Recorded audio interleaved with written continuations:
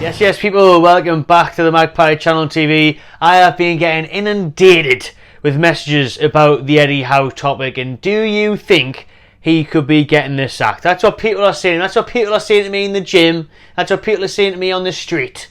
People are asking me the question, what's going to happen with Howe? So we're going to talk all about that in this video, because there has been news stories about this since the Forest defeat. A lot of articles, a lot of outlets are posting out there saying, you know, he's very much under pressure. The owners are looking at this now. They're not happy with the run of form. Look at the January fixtures, and we'll look at January fixtures as well. So there's lots of rumours, there's lots of people talking about it. So let's digress. Let's discuss. And I want to hear what you are saying in the comments as well. Before we get into it, please do subscribe to Magpie Channel TV if you haven't already. And if you do enjoy the video, give it a nice thumbs up. Right then, so first of all, before we look at January, before we talk about Howe, let's go through Disaster December. And thankfully it's nearly over, because that has been one of the worst months possible for this current Newcastle United side. Bloody friendly Newcastle United side by the results, man, especially the last couple. But if we go through December, let's get the two positives out the way, which were the two wins, which was Man United 1-0 at home. That should have been way more. We should have comfortably beat them. And if it wasn't for VAR, they would have got a scruffy equaliser late on. And then obviously the 3-0 win over 10 men Fulham. Apart from those two wins, it has been an absolute stinkfest. It has been a December to forget. 3-0 against Everton. 4-1 against Tottenham. Knocked out of Europe by AC Milan. When we were 1-0 up, we were in the Champions League next round with half an hour to go. We were even in the Europa League. That would have done. We're still in Europe. We would have got Rennes in the next draw. That's who AC Milan got. Rennes! The French Rennes, we could have beat them, could have been in the quarters, I think, depending on what qualifying round was it. So yeah, we would have got through. We could have had a European adventure. I could have still been enjoying my travels abroad. That's what I wanted as well. Thinking not only as a football fan, also as a tourist. With my passport, I would have enjoyed, not so much Rennes, like, that's a bit of a dead draw, but it could have got better. It could have got better. And I honestly think we could have went far in that Europa League. The final's in Dublin this year. Realistically, Liverpool should get there, and I think that would have been a great occasion. I honestly think we could have went far in the Europa League. But beat off AC Milan, crashed out with that devastating stuff. And then you think, oh well, at least now, no European auction, right? We can get back to Premier League, and we've also got the Carabao Cup quarter-final against Chelsea, who are absolutely crap this season. Hopeless. Yes, it's away. It's another tough draw after City and Man United away, but it's Chelsea. I think, come on, we can do this. We've got this.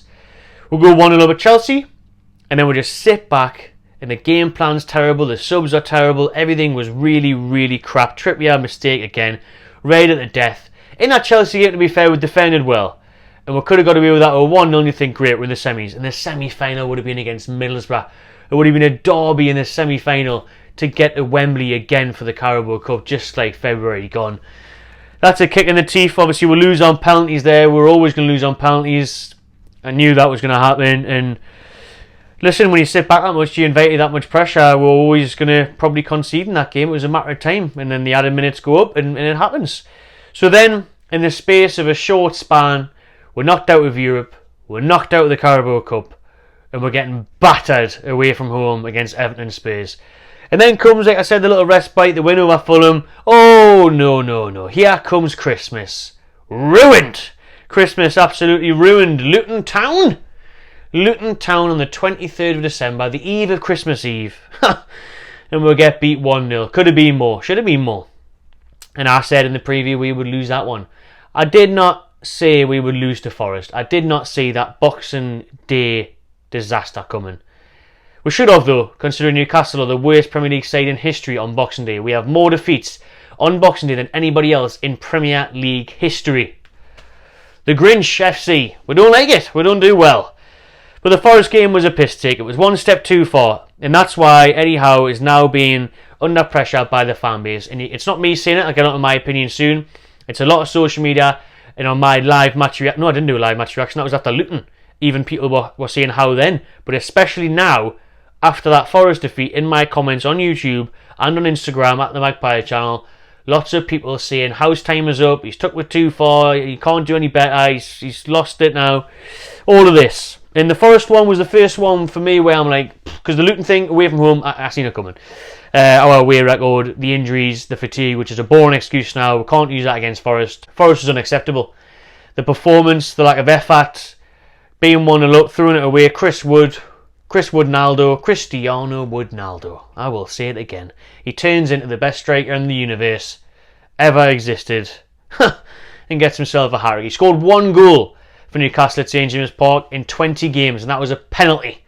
And he scored 3 for Nottingham Forest in 15 minutes. In the space of 15 minutes before half-time and after. My God almighty, who would have thought it? Unbelievable stuff. So that's that done. So that was the Disastrous December run of fixtures. 2024 is about to begin. January's fixtures. January's fixtures aren't much kinder. Liverpool on New Year's Day, 8 p.m. Anfield. Anfield, 8 p.m. A terrible away ground for Newcastle to go to. I win there. Silver Award, Football Content Awards. Thank you very much. But Newcastle never win there. We never ever win there. Oh, honestly, I'm not looking forward to that game at all. I'm really not looking forward to that one. I think for Liverpool, you'd hope there'd be a reaction. You'd hope there'd be a response from the players, but you'd look at that and you'd probably think, how many are Liverpool going to score? Honestly, you do. Because Liverpool are flying, they're right up there challenging for the title, aren't they? So I'm slouching down here, I'm getting sick of talking, I'm bloody filing a kip. But I'm too relaxed, I'm trying to relax myself so I don't get too angry and lose the plot. But anyways, Liverpool, New Year's Day, I'd write that one off. And then the rest of January is Man City at home, Aston Villa away, and obviously in between that, the small matter of the time we had Derby at the Stadium of Light against Sunderland, 6th of January. If you're not there, come to NX Newcastle, fan zone hosted by me with Mickey Quinn and Steve Howe. Should be a great day. Hopefully, the result. We'll talk more about the Derby next week. Got loads of content coming for that. But yeah, January's fixtures are very tough. They're not much easier. Well, they're harder, in fact. Way harder than the likes of Fulham and Forest and Luton and that. But Villa, City were playing all the title challenges. Even though City, well, they came back last night 1-0 down against Everton. Won 3-1 in the end. So yeah, it's a really tough January. And then February, you'd hope, would begin to look a bit better, with hopefully some transfer signings and players back from injury, the likes of Harvey Barnes and Joe Willock and that, you'd hope. But that's that. Let me know what you think, how you think January's going to go and things like that. Now we will get on to Eddie Howe. Is he under pressure then? Howe out was all over Twitter and everything after the Forest defeat, even after Luton, like I've said. You can check our socials. People are saying it on my video, not me. And you won't catch me saying it. No chance. Eddie Howe is the man. I believe in him. I'm going to give him at least until the end of the season. At least. I think it would take a disastrous end of the season. We'll talk about the owners in a minute, actually. Let's focus on my opinion and then what we think the owners could do and what you want as well. Make sure you comment below. For me, Eddie Howe, listen, it's a bad run of form. It's a terrible run of form. He has to be criticised, and I will criticise him. Against Milan, completely fucked it. Bad game management. Bad game management against Chelsea. I think sitting back too soon. Honestly, if I think we carried on the way we started that game at Stamford Bridge and try to get another goal, one more, 2-0, game's gone. Sitting back, and you're just inviting it. You could say the same about PSG, although away at PSG, you kind of understood it. But again, it was like, it's a matter of time before they score, and when they get that many added minutes, you just think, it's inevitable. If you constantly let them put you under pressure, you know, so there's been games where you question things. I think Forest, I think Dan Burn playing instead of Tino or Trippier, both of them. Tino's getting dropped and he's been our best fullback. He's been unbelievable. And just some of the tactics, some of the decision making, some of the subs or the lack of them, obviously Lewis Hall and stuff not getting a chance. All these things Eddie Howe does need to be questioned over and he can be criticised for. I really do think sometimes he cocks it up a bit. But listen, this was the man that got us Champions League football. This was the man that took us to our first cup final in so long. And again, it's not looking good at the minute because you think, right, cup final, great, but ultimately still didn't win. Fourth, great, ultimately still didn't get out of the Champions League group. But I think that would be harsh because the final, the Pope injury was poor, and obviously you're coming against Man United with Casemiro and that, who knew how to win big games. We'll learn from that and hopefully be able to go one step further next time. And then in the Champions League, we were in the group of death, so it was a real tough ask to get out of that group. And if it wasn't for a dodgy decision in Paris, then we would have still got out of it. But yeah, for Eddie Howe's sake, he's probably the architect of his own downfall, to be honest with you. Way exceeding expectations. We are not a Champions League side. We are not a top 4 side. Last season, because other teams weren't doing as well. Look at this season. Before the Forest game, we were only 1 point worse off than we were this time last year. But this season, because Spurs are back, Villa are flying, these teams are picking up things. Liverpool were a bit off it, weren't they? They were out the Champions League spaces last year. So now that teams are picking it up again, it's tighter, it's harder, it's more competitive, and we haven't been up to scratch because we haven't got the squad. The squad hasn't been good enough, and obviously on top of that, with the Tonali ban and all the injuries, we haven't had a hope in hell of competing on all fronts. Not a chance. So that's why we are where we are now. And like I said, Eddie over exceeding and hitting those Champions League targets 2-3 years early than what would have been expected. It's now kind of a rod-free zone back because the levels are that high now and the expectancy's there that anything below 4th is a downgrade in a lot of people's eyes. For me, I would still be very happy with 7th. I said it last year, I'd take Conference League. Conference League, obviously now you'd want top 6 really, Europa League, and again I'm saying now because look at, you think, well, that squad can get 4th. And then in the summer is where we messed it up though. The summer is where we went wrong. Not getting a number 6, we've said it time and time again, all we do is keep getting caught out in midfield. We've got no midfield, no one to sit there and win the ball. We should have strengthened right wing. We've got Barnes on the other side, which I like. He's been injured. Honestly, what we should have done is West Ham's transfer business. Kudos and Alvarez, 2 perfect players for us that we should have signed in the summer. Perfect. Right winger and Kudos who scores goals. Alvarez who will sit there, do the dirty work, break up play, protect the back 4. Them 2 would have sorted us right out and we'd be a lot higher in the league now. Honestly, we really would.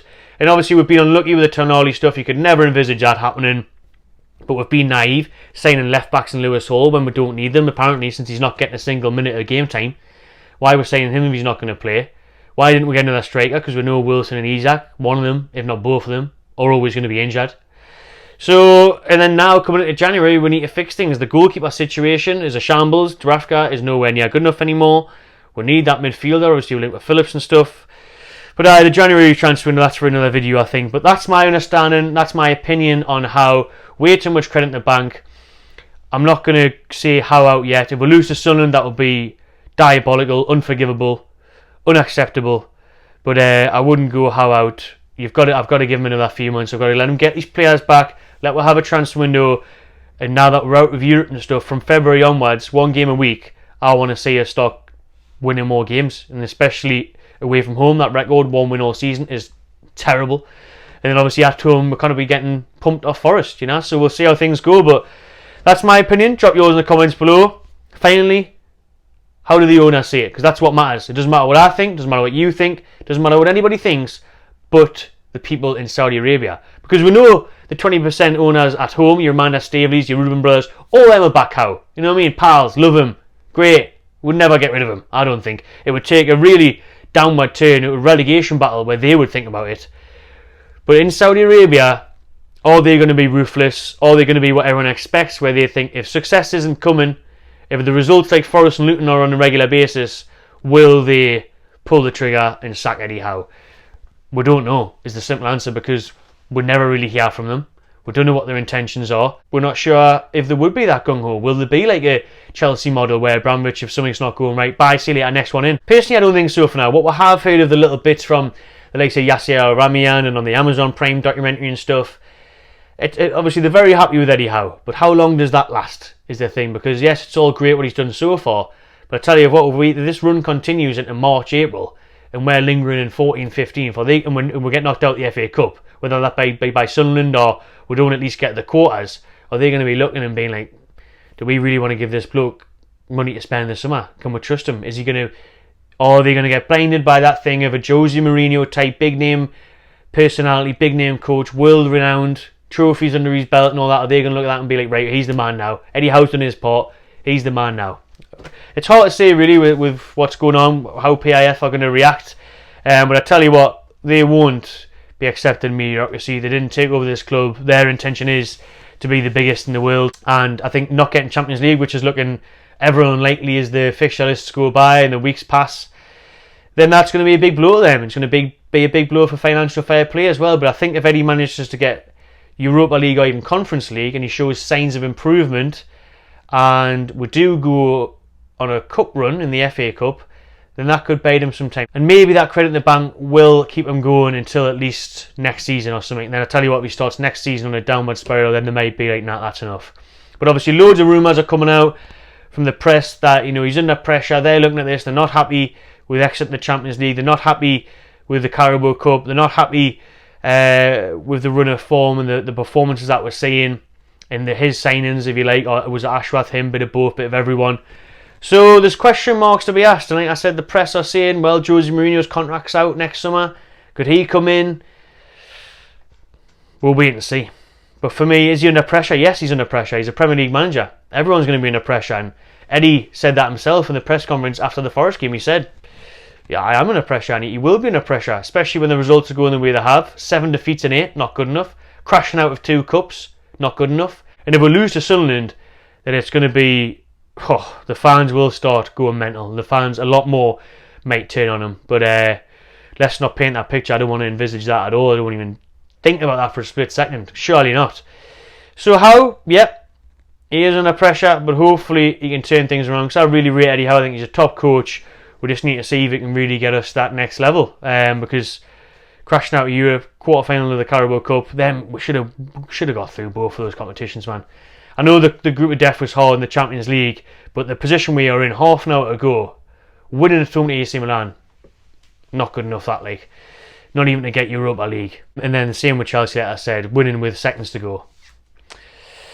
Oh man, it's a bummer, but let's see what we can do in January with transfers. Let's see what we can do with some tough Premier League fixtures, but most importantly, first step next has to be to beat Sunderland. Has to be to beat Sunderland. Bring in 2 or 3 players in January.